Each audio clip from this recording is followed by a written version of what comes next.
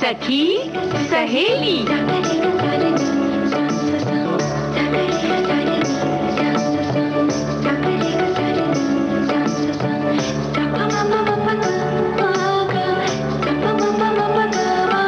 सखी सहेली।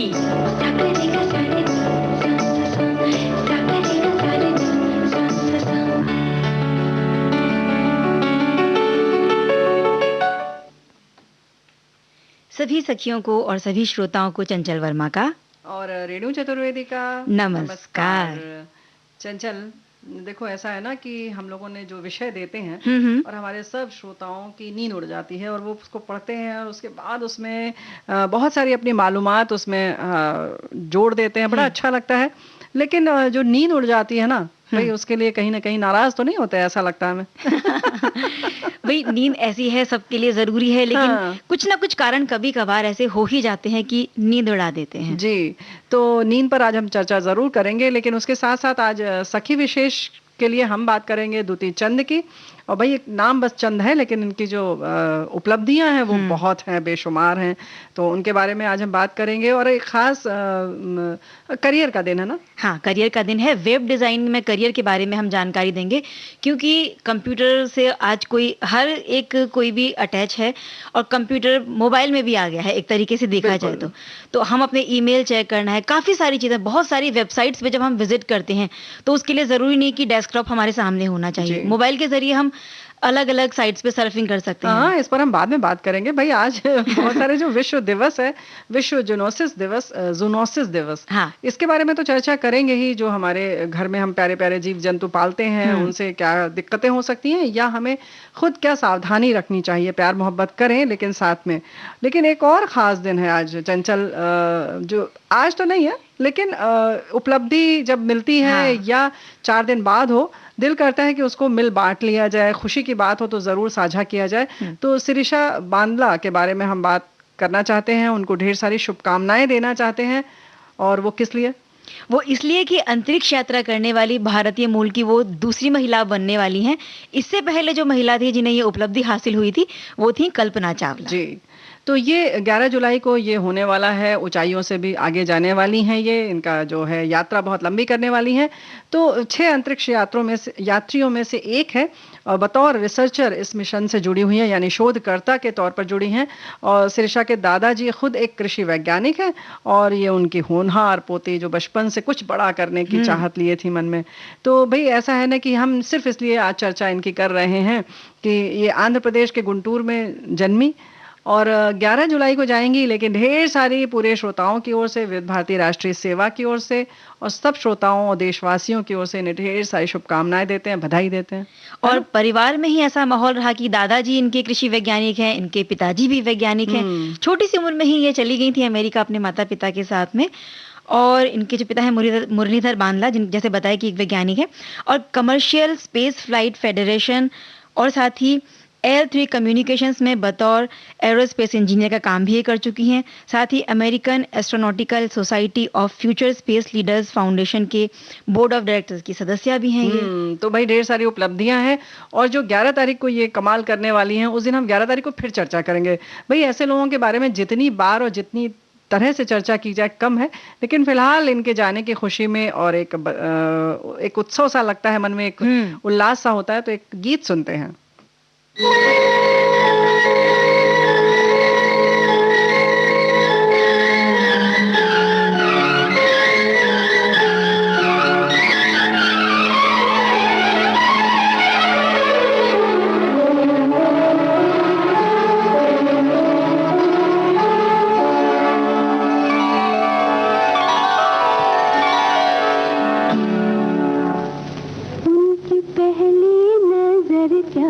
असर कर गई मुझको, क्या हो गया है खुदा जाने।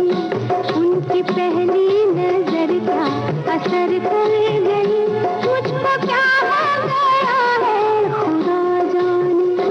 एक बिजली गिरी और मैं मर गई, मुझको क्या हो गया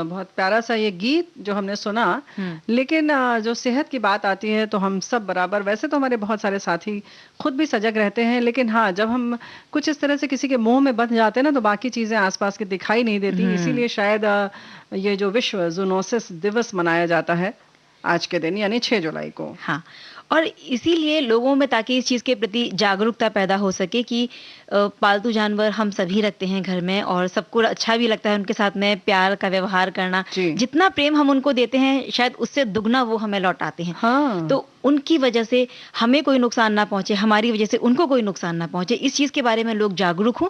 इसके मद्देनजर 6 जुलाई के दिन वर्ल्ड जूनोसिस डे, यानी कि विश्व जूनोसिस दिवस हम मनाते हैं। बिल्कुल। फ्रांसीसी जीव वैज्ञानिक लुई पाश्चर के नाम से बहुत सारे लोग जानते हैं कि उन्होंने बहुत सारे ऐसे शोध सामने लाए और जिनसे कि एकदम तहलका मच गया। 6 जुलाई 1885 को पाश्चर ने रेबीज के खिलाफ पहला टीका सफलतापूर्वक बनाया, और शायद इसीलिए ये दिन बन गया कि हाँ, रेबीज जैसा टीका है, सब जानते हैं। या नहीं भी जानते हैं तो आप समझ लीजिए कि हमारे जो घर में या वैसे भी कुत्ते के काटने से जो तकलीफ हो जाती है, बीमारी हो जाती है, उससे बचने के लिए इन्होंने टीका बनाया। और ऐसे ही जो हम पशु पालते हैं, उन्हें अपने साथ रहना अच्छा लगता है, अपने साथ सुलाते हैं, क्योंकि वो भी बिल्कुल बच्चे की तरह हो जाते हैं घर में।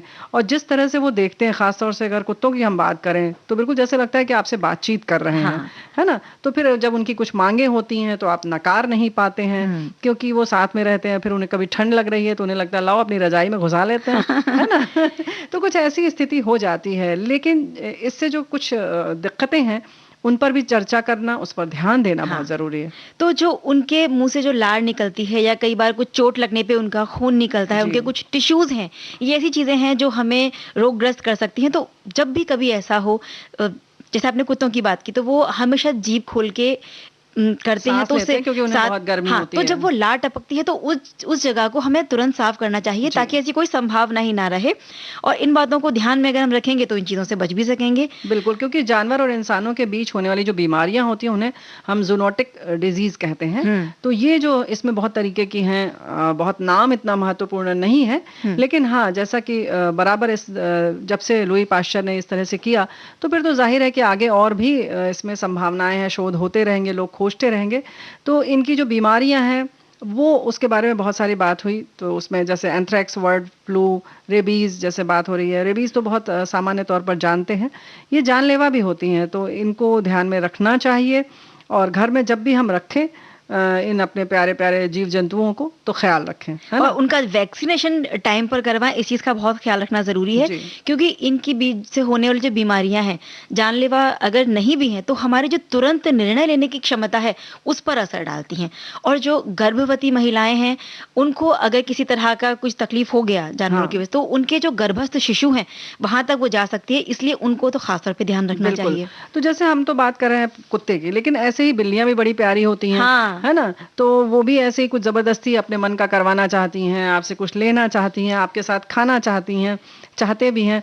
तो इन सब का ख्याल रखें, उनके थोड़े बर्तन अलग रखें, और कहीं संपर्क में आ गए तो तुरंत साफ सफाई का ख्याल रखें। हाथ, अगर आपने उनके जैसे रोए गिरते हैं, कुछ ऐसी बीमारी भी हो जाती है कि उनके रोए जगह जगह गिरते हैं, तो उसकी पूरी तरह से साफ सफाई का ख्याल रखें।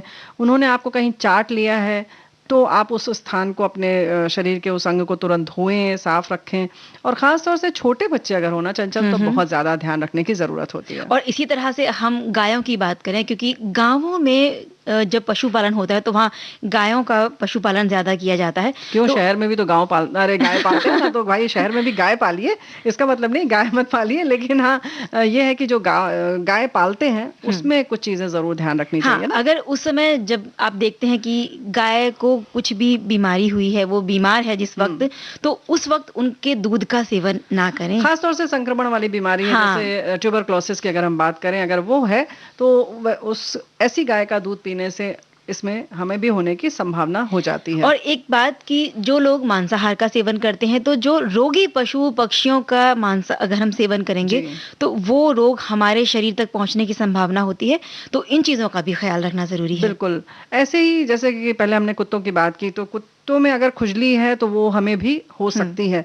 तो अगर वो किसी संक्रमण से गुजर रहे हैं तो उन्हें तब ज़्यादा एहतियात रखें, उन्हें अपने से दूर रखें। उनका इलाज तो करवाएं ही, और वाकई वैसे जो लोग पालते हैं वो करवाते रहते हैं, लेकिन ख़ास तौर से जब अगर वो बीमार हैं किसी समय, ख़ास तौर से हम जैसे बीमार होते हैं वैसे वो भी बीमार होते हैं, उस समय उन्हें थोड़ा-सा अलग रखें और उनका ठीक से इलाज आदि करवा लें। बिल्कुल, क्योंकि हम मनुष्य हैं, इंसान हैं, तो हम बुद्धिजीवी हैं, हम अपना ध्यान खुद रख सकते हैं। बिल्कुल। लेकिन जो पशु हैं, जो इतने विकसित नहीं होते हैं बुद्धि के तौर पर, तो उनका ख़्याल रखने की ज़िम्मेदारी हमारी है। अगर बिल्कुल। हमने उनको पाला है, तो उनकी ज़िम्मेदारी उठाने की भी हमें क्षमता होनी चाहिए। होनी चाहिए। और अगर लेकिन ये बात तो है जो तुम कह रही हो ना, समझदारी की बात, उनका तो विकास ऐसा होता है कि अगर उन्हें सिर्फ इशारे से बता दो कि नहीं तुमको दूर रहना है, तो वो दूर रहेंगे।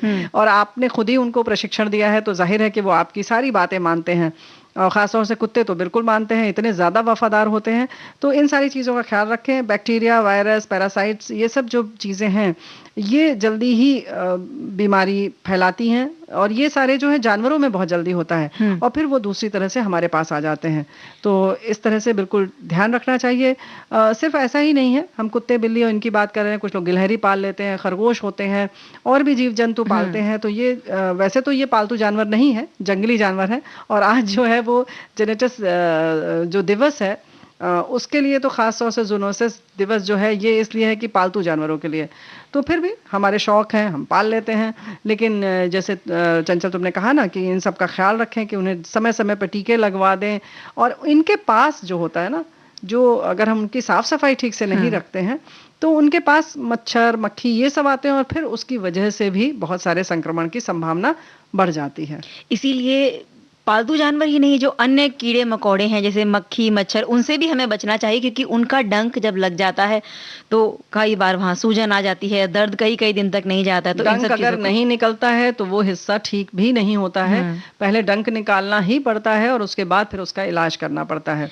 और रेणु जी, जानवरों से होने वाली इन सभी बीमारियों का बचाव भी और उपाय भी, ये सब हमारे ही हाथों में है। बिल्कुल। इसलिए घर में अगर हमारे पालतू जानवर हैं तो उनकी साफ सफाई का बहुत खास तौर से ख्याल रखें।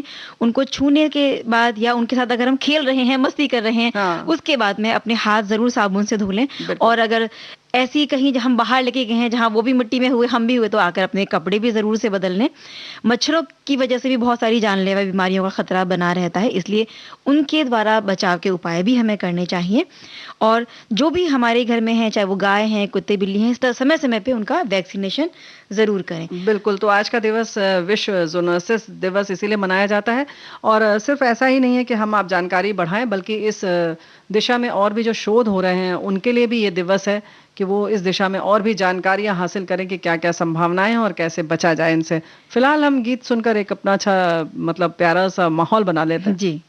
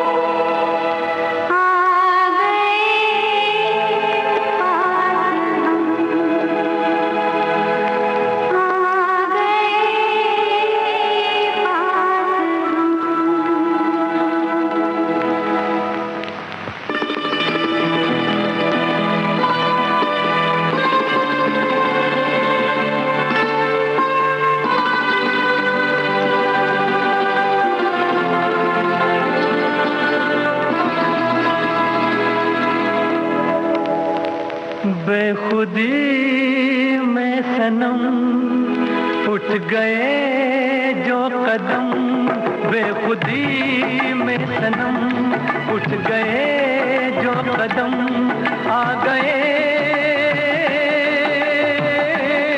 आ गए आ गए पास हम, आ गए बेखुदी में सनम उठ गए जो कदम, आ गए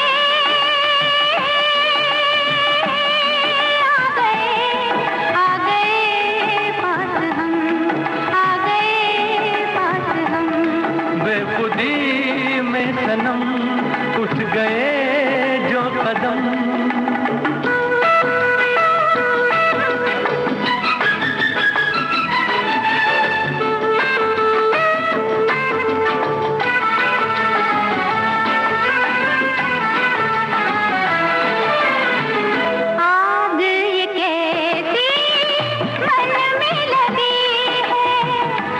उनसे बड़ी तो तन में लगी है।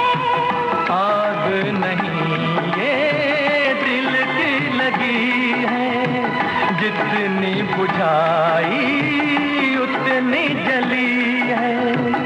दिल की लगी ना हो तो क्या जिंदगी है।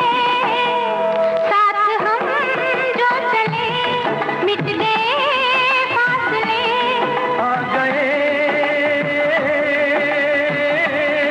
आ गए आ गए पास हम, आ गए पास हम। बेखुदी में सनम उठ गए जो कदम।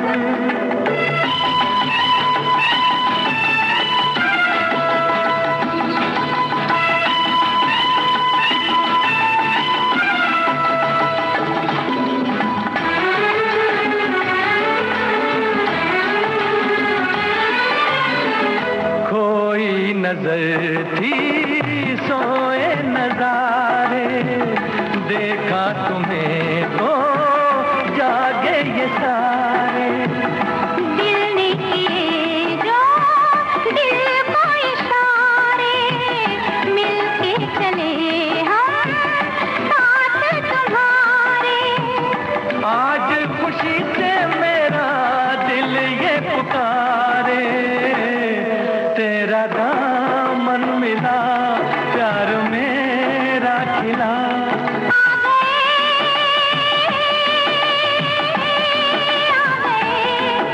गए पास हम, आ गए पास हम। बेखुदी में सनम उठ गए जो कदम।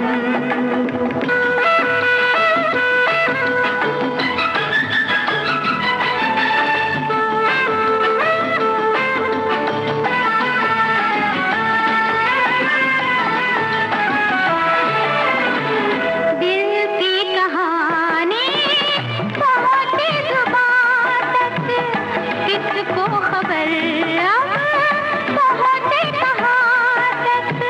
प्यार के राही आए यहाँ तक, जाएंगे दिल की हद है जहाँ तक।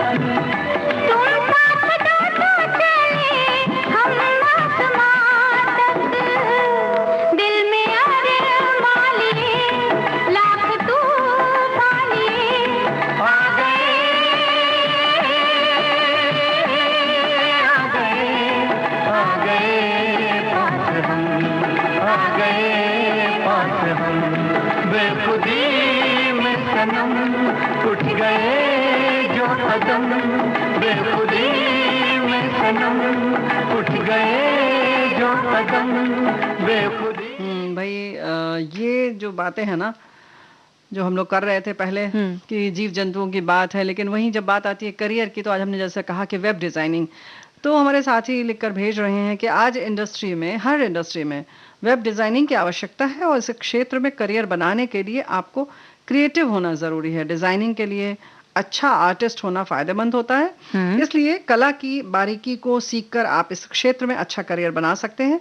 जहां तक वेब डिजाइनिंग में करियर की बात है, इसे पूरा करने में जॉब के बहुत विकल्प हैं। वेब डिजाइनर का मुख्य काम वेबसाइट की रूपरेखा तैयार करना होता है। बिल्कुल, और इसी बारे में जानकारी हम दे रहे हैं क्योंकि इंटरनेट के जरिए बहुत सारे लोगों के संपर्क में हम बने रहते हैं, तरह तरह की जानकारियां हमें मिलती रहती हैं और ज्यादातर कंपनियां अपने व्यावसायिक संबंध और लेन देन में भी ऑनलाइन रखने में ही विश्वास रखती हैं। हमारे युवा जो हैं वो इसी उहापोह में रहते हैं कि 12वीं के बाद अब उन्हें क्या करना चाहिए। जहां अगर वो जाते हैं किसी करियर को चुनते हैं तो जहां बहुत ब्राइट उनको अवसर मिले आगे चल के, तो इस लिहाज से अगर हम देखें रेणु जी तो वेब डिजाइनिंग में बहुत सारी संभावनाएं हैं आगे जाके।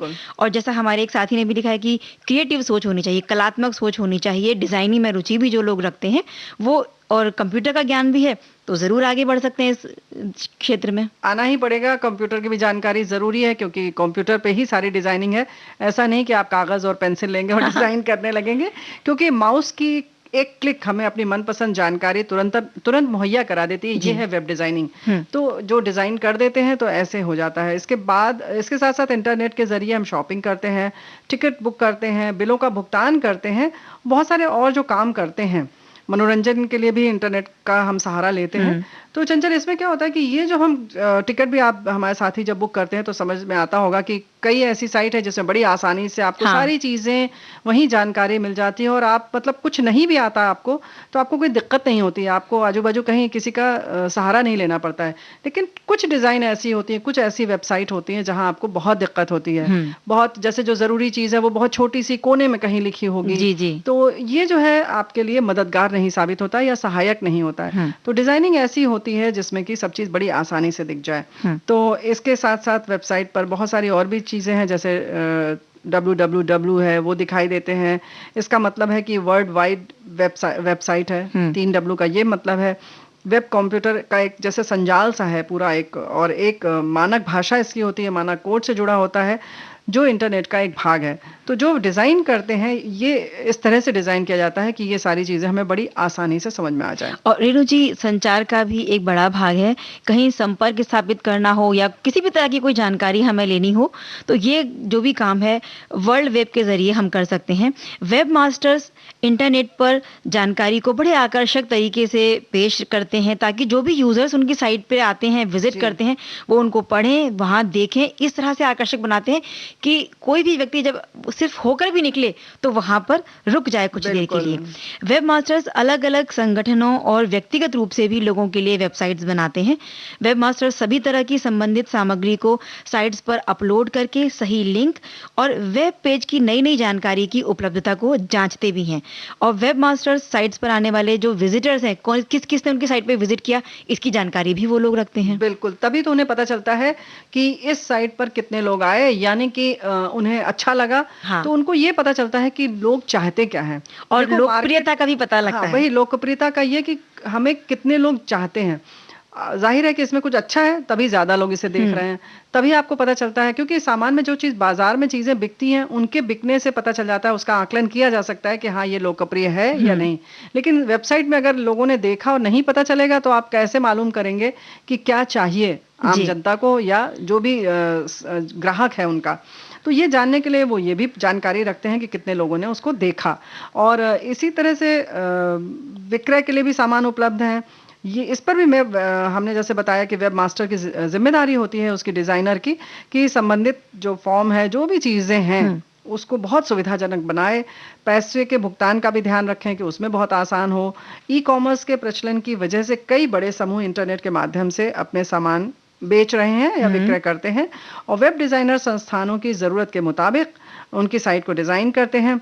अलग अलग चित्रों, ग्राफिक्स, तरह तरह के फॉन्ट की सहायता से साइट को बहुत आकर्षक बनाते हैं। इसके साथ साथ ऐसा है कि बहुत सारी ऐसी कंपनी या संस्थान भी होते हैं जिनमें वो ये भी ऐसी भी कुछ डिजाइन बनवाते हैं ताकि उन्हें ये पता चले कि आज उनके संस्थान में कितने लोग आए, उन्होंने कौन सी चीज देखी। होटल में भी वो देखते हैं कि पिछली बार किस तरह के लोग आए, किस देश से लोग आए, किस शहर से ज्यादा लोग आए, किसने मांसाहारी खाया, किसने शाकाहारी खाया। इस तरीके के पूरे आंकड़े रखते हैं और उन्हें इस बात से पता चलता है कि उन्हें किस चीज में अपना अच्छा करना है और किस चीज को कम करना है। ये सारी चीजें इसलिए होती हैं कि वो स्वयं का आकलन कर सकें।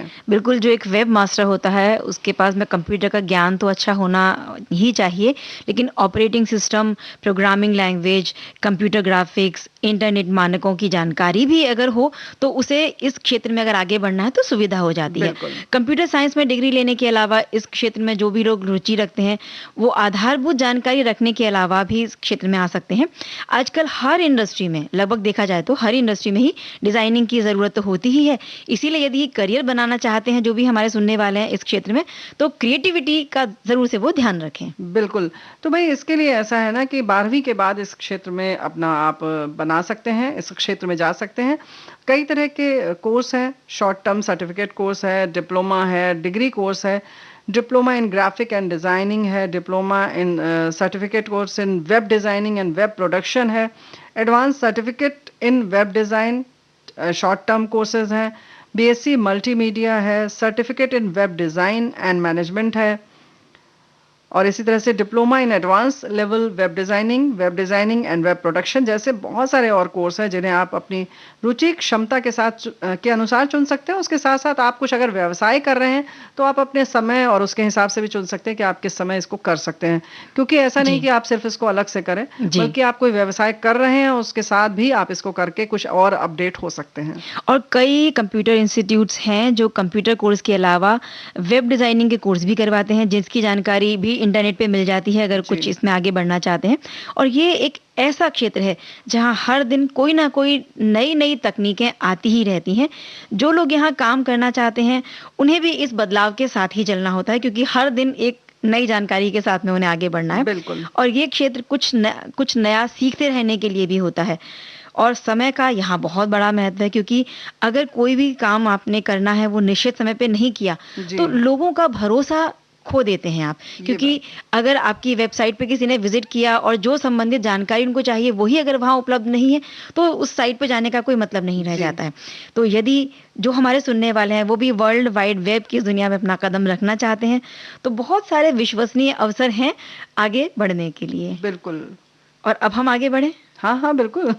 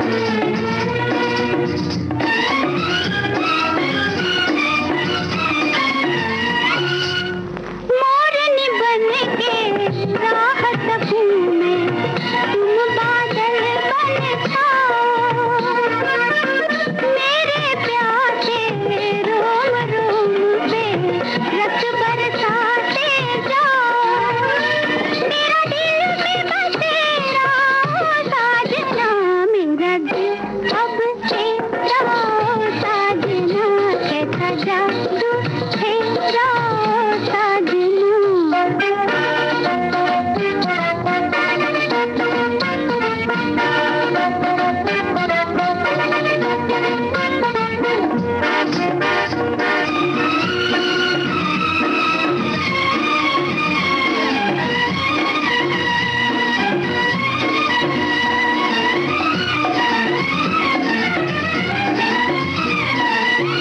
प्यार का बंधन जन्म जन्म का साथ के संग ही टूटे, सारे ही रंग फीके पड़ जाए, प्यार का रंग न छूटे। तूने तन मन घेरा साजना, मेरा दिल अब तेरा साजना, कैसा जादू तेरा साजना, कैसा जादू तेरा साजना, मेरा दिल अब तेरा साजना, कैसा जादू तेरा साजना। तो भाई गीत के बाद एक बार फिर हम हाजिर हो गए प्यारे से गीत के बाद दुती चंद जी को लेकर, है ना? दुती चंद जो कि एक एथलीट हैं और ऐसी दौड़ लगाती हैं कि सबको पीछे छोड़ देती हैं। भाई दौड़ लगाएंगे तो पीछे जाएंगे ही सब लोग, क्योंकि बाकी तो दौड़ नहीं रहे होंगे। ऐसा नहीं है, और धावकों में भी ये सबसे आगे रहती हैं, ये बड़ी अच्छी बात है। और सबसे बड़ी बात ये है कि कुछ ना कुछ तो जो है कहना चाहिए ना कि इनके में खासियत है। तो वर्ल्ड यूथ चैंपियनशिप में भाग लेकर दुती चंद किसी भी अंतर्राष्ट्रीय प्रतियोगिता के फाइनल में पहुंचने वाली देश की पहली धावक बनी। ये हम आगे बताएंगे कि किस सन में बनी, है ना? बिल्कुल। तो ऐसी दुती चंद है जो शानदार प्रदर्शन उन्होंने बहुत सारा किया और लोगों के दिलों में अपनी जगह बनाने में कामयाब रही।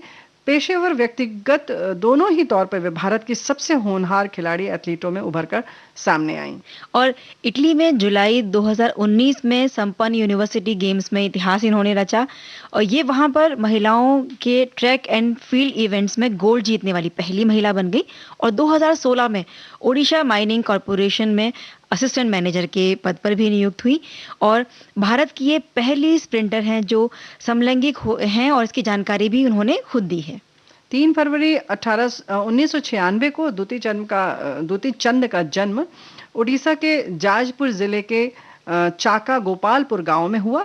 अत्यंत बहुत विपन्न परिवार था, यानी कि आर्थिक विपन्नता थी और ऐसे परिवार में आपने जन्म लिया। 7 भाई बहनों में तीसरी संतान है और दुती चंद और उनकी बड़ी बहन सरस्वती का 2006 में एक सरकारी खेल छात्रावास में दाखिला करा दिया गया था। अपनी बड़ी बहन से प्रेरित होकर उन्होंने भी दौड़ना शुरू किया।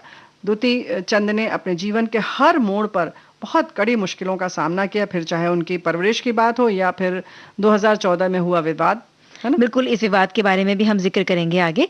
और 2019 में दुती चंद ने इस बात का खुलासा किया कि वे समलैंगिक हैं। वे बताती हैं कि जब इस बात का उन्होंने सबको बताया तो अपने ही परिवार का बहुत कड़ा विरोध जो हुआ उसका सामना इन्हें करना पड़ा। और पहली बार 2012 में वो सबकी नजर में आ गई थी जब अंडर 18 नेशनल चैंपियनशिप 100 मीटर दौड़ जीतने के साथ साथ एक नया रिकॉर्ड भी उन्होंने बनाया था। और इसके बिल्कुल अगले ही साल 2013 में ओडिशा की इस धाविका ने पुणे में आयोजित एशियन एथलेटिक्स चैंपियनशिप की 200 मीटर स्पर्धा में कांस्य पदक जीता और नेशनल सीनियर एथलेटिक्स चैंपियन की 100 मीटर और 200 मीटर की स्पर्धाएं भी जीती।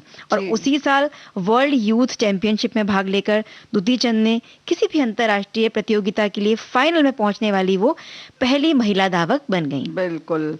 और Asian junior athletic championship Taipei के 200 मीटर और 4x400 मीटर रिले में स्वर्ण पदक जीतकर दुती चंद ने साल 2014 में बहुत अच्छी शुरुआत की, लेकिन राष्ट्रमंडल खेलों से पहले हार्मोन टेस्ट में उनके विफल हो जाने के बाद उन्हें एथलेटिक फेडरेशन ऑफ इंडिया ने प्रतिबंधित किया। तब उनमें टेस्टोस्टेरोन की उच्च मात्रा पाई गई थी और इसे हाइपर एंड्रोजेनिज्म कहते हैं। इस तरीके की चीज़ें जो होती हैं उसमें पुरुषों के गुणों को नियंत्रित करते हैं ये ऐसे हार्मोन्स, और ये उनके समलैंगिक होने का सच भी है। लेकिन थोड़े दिन प्रतिबंधित रहने के बाद फिर भी वो संघर्ष करती रहीं। और जैसा आपने बताया कि वो संघर्ष करती रहीं, फिर इसके बाद दुती चंद को 2015 की जुलाई तक का इंतजार करना पड़ा, यानी कि इतने समय नहीं खेल पाई। जी। फिर court of arbitration of sports ने यानी कि सीएएस ने उनकी याचिका पर एथलेटिक्स फेडरेशन ऑफ इंडिया के नियमों को खारिज करते हुए अंतर्राष्ट्रीय खेलों में भाग लेने की अनुमति दुती चंद को दे दी थी।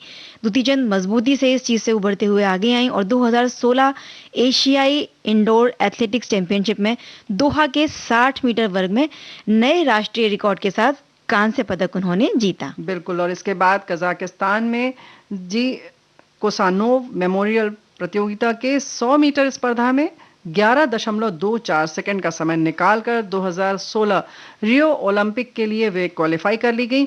हालांकि ये भारतीय हमारी जो धाविका हैं रियो में हीट स्टेज से आगे नहीं जा सकी, लेकिन 2018 के एशियन गेम्स जकार्ता में वो 2 रजत पदक हासिल कर पाई और एशियाड के 100 मीटर दौड़ में उनका रजत पदक भारत के लिए 1986 के बाद बीते 2 दशकों के दौरान जीता गया ये पहला पदक था, यानी 20 साल बाद। और इससे पहले जिस धाविका ने ये पदक जीता था वो थी पीटी उषा। 3 दिन बाद ही दुती चंद ने 200 मीटर में रजत पदक जीतकर ये पेयर बना दिया था। और नापोली में 2019 समर यूनिवर्सियाड में दुती चंद ने 100 मीटर दौड़ में स्वर्ण पदक जीतकर किसी भी अंतर्राष्ट्रीय स्तर के एथलेटिक चैंपियनशिप के पोडियम पर शीर्ष में रहने वाली वे पहली महिला खिलाड़ी हुई और ये गौरव उन्होंने पाया। 59वीं नेशनल ओपन एथलेटिक्स चैंपियनशिप 2019 में दुती चंद ने अपना ही रिकॉर्ड तोड़ा और फिर सेमीफाइनल में 11.22 सेकंड का समय लेकर उन्होंने फाइनल में 11.25 सेकंड का समय लिया और स्वर्ण पदक भी अपने नाम पे कर लिया। भाई हमने जैसे पहले बताया कि पहले वो इस तरह से 11.24 सेकंड पर थी, फिर 2021 में होने वाले ओलंपिक के लिए दुती चंद ने क्वालिफाई किया है और वर्ल्ड रैंकिंग में उन्होंने ये कोटा हासिल किया, जिसमें 100 मीटर के लिए 22 और 200 मीटर के लिए 15 स्थान उपलब्ध थे। 100 मीटर में दुती की विश्व रैंकिंग 44 है, तो 200 मीटर में 51 पादान पे है, यानी 51वें पादान पर है और पूरे जोश के साथ अपने उत्कृष्ट प्रदर्शन और जीत की तैयारी में जुटी हुई हैं। और बहुत सारे पदक इन्होंने जीते हैं जिनका जिक्र हम कर चुके हैं। और अब आगे बढ़ते हैं एक गाने के साथ। बिल्कुल।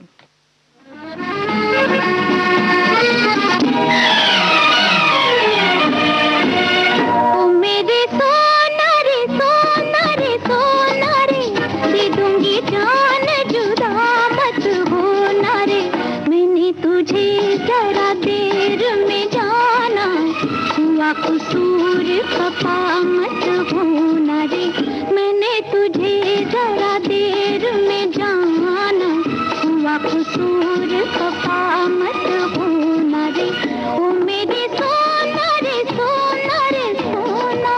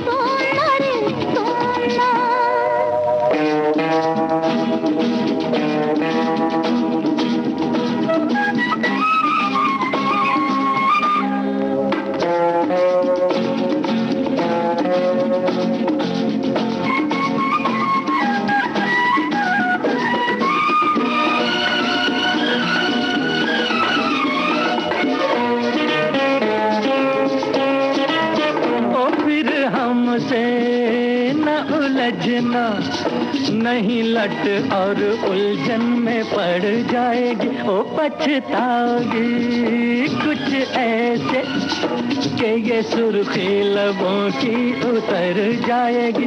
ये सजा तुम भूल जाना, प्यार को ठोकर मत लगाना, कि चला जाऊंगा फिर मैं न जाने कहाँ। मेरे सोना रे सोना रे सोना रे, दे दूंगी जान जुदा मत होना रे। मैंने तुझे जरा देर में जाना, हुआ कसूर खफा मत होना रे। मैंने तुझे जरा देर में जाना, हुआ कसूर खफा मत होना रे।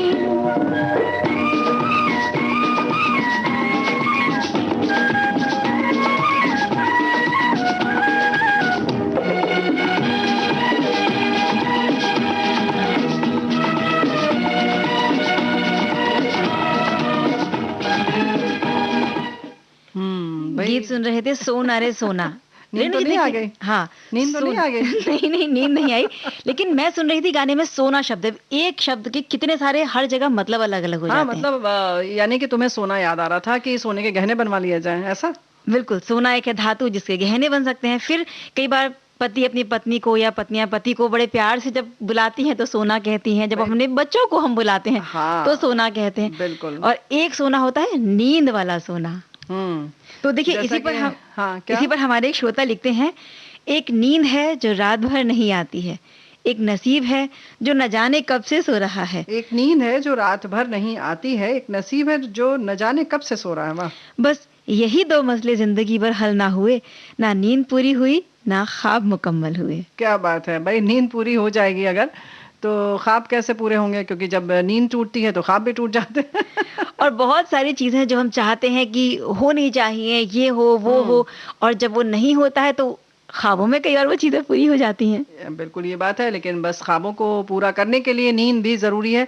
लेकिन वैसे अगर हम बात करें तो ज़िंदगी की, लोग कहते हैं रोटी कपड़ा और मकान बहुत ज़रूरी है, लेकिन बहुत हद तक नींद भी उतनी ही ज़रूरी है जितना कि सांस, पानी और हम कहते हैं ना भोजन।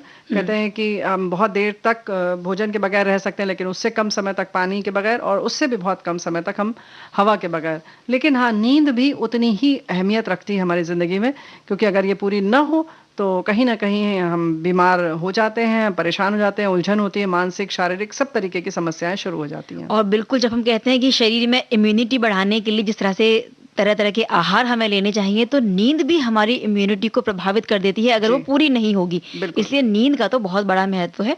जब नींद पूरी होती है तो शरीर में बिल्कुल जैसे ऊर्जावान लगता है हमें अपना शरीर, और दिन भर तरोताज़ा हम खुद को महसूस करते हैं।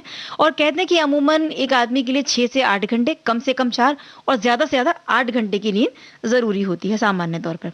लेकिन बहुत सारे लोग ऐसे भी होते हैं जो बहुत ही कम देर के लिए सोते हैं, लेकिन वो इतनी गहरी नींद में सोते हैं कि 2-3 घंटे में या 2-4 घंटे में ही अपनी नींद को पूरा कर लेते हैं और स्वस्थ भी रहते हैं। हाँ, और लेकिन नींद की बात पे हमारे साथी कहते हैं कि नींद सखी सहेली सुनने के लिए तोड़नी पड़ जाती है भाई। और मैं गहरी नींद में सोई थी और रेडियो की आवाज़ हल्की हल्की पड़ रही थी, जैसे ही सखी सहेली की आवाज़ आई उठ के बैठ गई।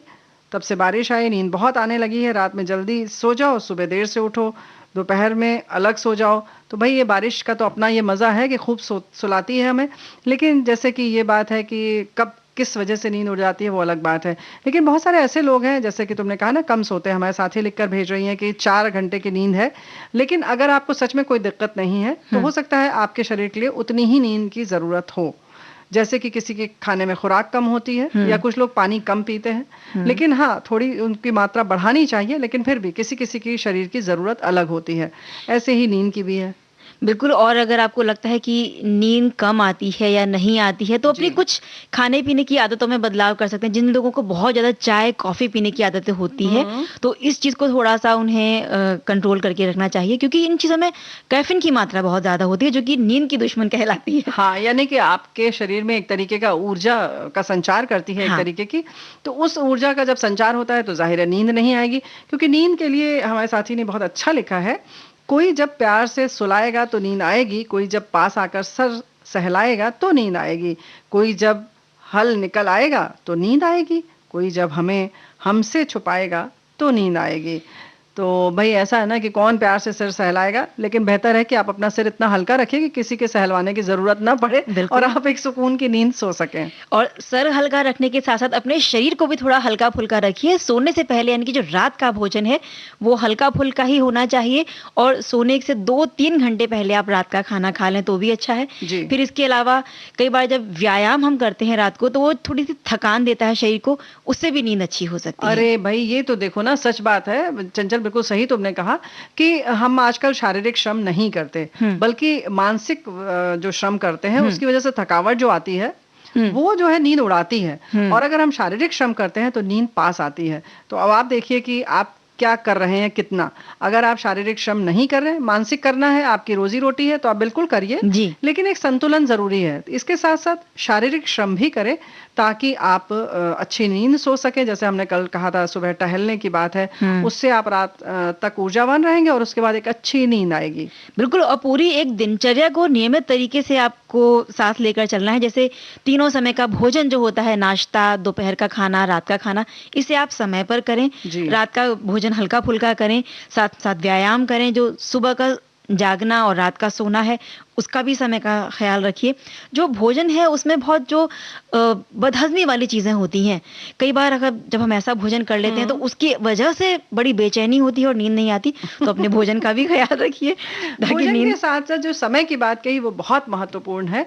साथियों, एक बात ये तो समझ लीजिए कि जैसे कि आपने अक्सर देखा होगा कि अगर आप रोज 1 बजे खाना खाते हैं, तो अगर आपने 12:30 बजे 12 बजे भी खाया है तो शरीर फिर 1 बजे मांगता है। एक आदत पड़ जाती है, शरीर घड़ी के साथ चलने लगता है, तो उसको 1 बजे फिर चाहिए क्योंकि उसकी आदत है, उस समय उसको मिलना ही चाहिए। ऐसे ही नींद का भी है। तो अगर आप एक निश्चित समय पर जैसे 10 बजे अगर सोते हैं और अगर आपने 10 बजे का वो समय टाल दिया आधे घंटे के लिए, 30 मिनट 40 मिनट के, तो फिर वो नींद नाराज हो जाती है, चली जाती है। तो भाई जिस समय वो आती हैं आप उसको अपने पास रखिए, यानी कि उनकी उसमें चली जाइए, क्योंकि जिस वक्त आपने निश्चित किया है, जैसे यही वाली बात है, इसके लिए भी अनुशासन बहुत जरूरी है। थोड़ा बहुत कोई समय हो तो आगे पीछे कर लें, लेकिन एक समय निश्चित कर लें, अपने जगह स्थान निश्चित कर लें और फिर आराम से सोएं चैन की नींद। रेणु जी, कई बार कुछ हमारे साथ ऐसा घटित हो जाता है जो बातें मन को बड़ी विचलित कर जाती हैं और उस समय भी हमें नींद नहीं आती है। तो वहां से अपना ध्यान हटाने के लिए जो भी कुछ उपाय हम कर सकते हैं वो हमें करने चाहिए। जैसे अगर आपको संगीत सुनना पसंद है तो आप वो कर सकते हैं। कोई अच्छी साहित्यिक किताब ले लीजिए, क्योंकि बहुत सारे लोगों को हमने देखा है कि जब किताब हाथ में लेते हैं तो बड़ी जल्दी से नींद आती है। हाँ, अगर नहीं आ रही हो तो अपने कक्षा 5-6 वाली जो किताब है ना, जिसकी वजह से नींद आती थी कक्षा 10 की परीक्षा के समय में, वो किताब ले लीजिए ना एक बार फिर से। मन को विचलित होने से हटाने के लिए अगर आप अच्छा साहित्य पढ़ते हैं तो वहीं कुछ ना कुछ सीखने को भी मिलेगा और जो बात आपको बेचैन कर रही है वहां से आपका ध्यान हट जाएगा। या मनपसंद गाना अगर हम कोई लगा लेते हैं तो उस गाने में हम इतने खो जाते हैं कि उस बात को भूलने लगते हैं धीरे धीरे। तो कोशिश करें कि तनाव से दूर रहें और खूब अच्छी मीठी मीठी नींद सोएं। तो गाने की बात चलिए तो क्यों ना गाना सुन लें। जरूर जरूर। ये दिल दीवाना है, दिल तो दीवाना है, दीवाना दिल है, ये दिल दीवाना।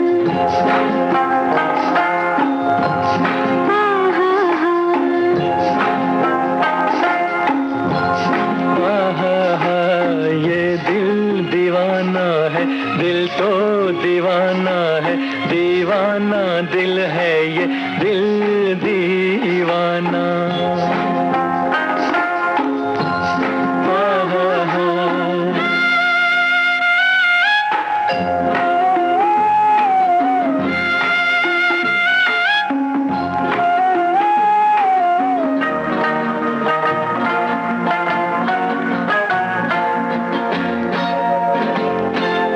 कैसा बेदर्दी है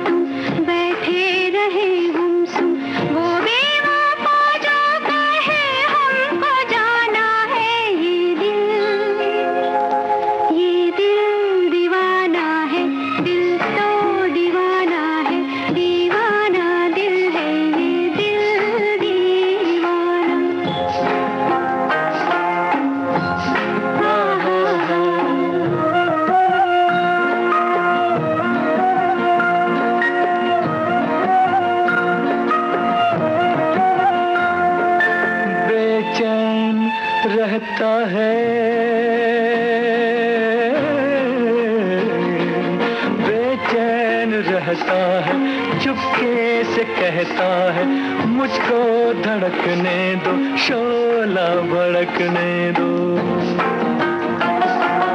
कांटों में कलियों में साजन की गलियों में फेरा लगाने दो, छोड़ो भी जाने दो, खो तो न जाऊंगा मैं लौट आऊंगा। देखा सुना समझे अच्छा बहाना है ये दिल दीवाना है, दिल तो दीवाना है, दीवाना दिल है ये दिल दीवाना।